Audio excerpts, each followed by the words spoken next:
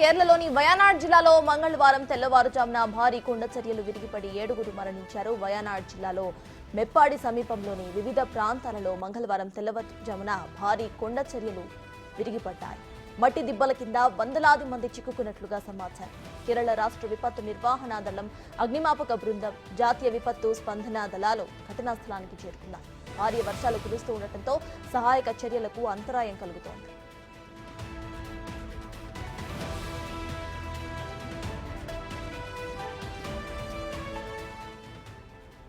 మెప్పాడి, ముండకైల్లో ప్రాంతాల్లో ఇప్పటి వరకు 5గురి మృతదేహాలు ఇప్పటికే లభ్యమయ్యాయి. ఇక్కడ వందలాది వాహనాలు కొట్టుకుపోయాయి.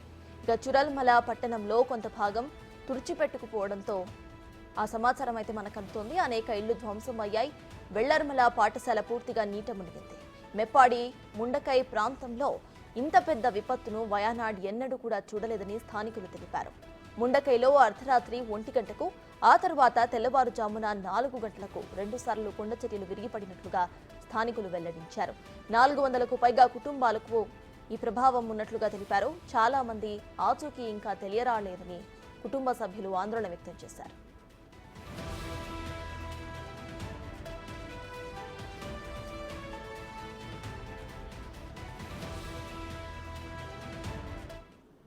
రెస్క్యూ ఆపరేషన్ కొనసాగుతోందని రెవెన్యూ మంత్రి కె రాజన్ చెప్పారు. సహాయక చర్యల కోసం హెలికాప్టర్ను వినియోగిస్తున్నామని అన్నారు. 16 మందికి మెప్పాడిలోని ఓ ప్రైవేట్ హాస్పిటల్లో చికిత్స అందిస్తున్నట్టుగా ఆయన తెలిపారు.